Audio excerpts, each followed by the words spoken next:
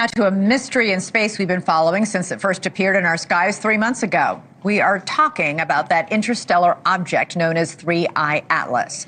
Most scientists think it's a comet, but one high-profile Harvard astronomer has been making the case on this show and other places that its anomalous behavior and characteristics suggest that it might be alien technology of one kind or another, perhaps a probe.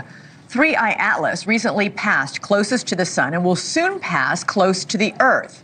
But it may not be in one piece when it does. Professor Loeb says that based on his calculations, it looks like 3I Atlas has been losing an extreme amount of mass, which could mean it's exploded into a dozen smaller pieces. So, is it just another fascinating celestial phenomenon, or did the mothership just separate into a squadron of reconnaissance aircraft? Harvard professor Avi Loeb joins us now. That question is only slightly in jest, given everything you've been saying. Did we see it explode, or did we just happen to go back and measure it and say, oh my gosh, it's now much smaller and in a few different pieces?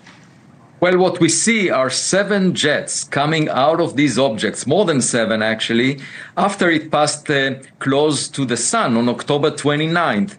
And we can see that some of these jets are pointed towards the sun, and they penetrate over 1 million kilometers through the solar wind. We know the properties, the density and speed of the solar wind, so we can figure out that for a natural comet, with the characteristic outflow speed of these jets that come off pockets of ice on a natural comet, given that speed, we can tell that there is a lot of mass carried by these jets so that they can penetrate through the solar wind, about 5 billion tons. And in order to get that much mass out of ice, we need a large surface area of an object. And it turns out that it's a surface area of an object that is at least 20 kilometers in diameter, much bigger than the original estimate for the size of the object. So that would mean for a natural comet that it was broken up into many pieces such that the surface area, the total amount of surface of these many pieces adds up to the amount of mass that we need to release by vaporizing volatiles. Now, in the case of a technological object, maybe the jets are coming out of thrusters, in which case technological thrusters can reach much higher speeds for the gas that comes out of them, in which case we don't need as much mass. The fuel can be a small fraction of the mass of the spacecraft. So the coming weeks will be really decisive. Either we see a fragmented object where the pieces will get separated from each other by the tide from the sun, or we would see an object that maintains its integrity and has very high-speed jets coming out of it, in which case we will have to contemplate a technological origin. When are you going to know this, Avi? I mean, you're obviously watching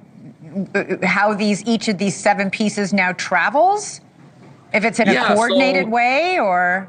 Yeah, we will get data from hundreds of observatories around the Earth, plus the Hubble and Webb telescopes in the coming weeks. By the middle of December, it will get closest to Earth on December 19th. And by then, I hope we will know the nature of the object, because if it's natural and it disintegrated, we would know what it was made of. We would see the pieces. However, if it maintains its integrity and we see high-speed jets coming out of it, we can measure the speed, we can measure the mass flux.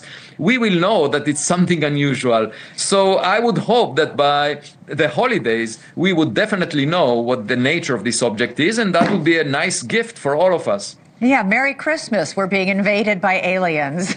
At least it sounds like, Avi, we'll know for sure one way or the other, which would be nice to have a definitive answer.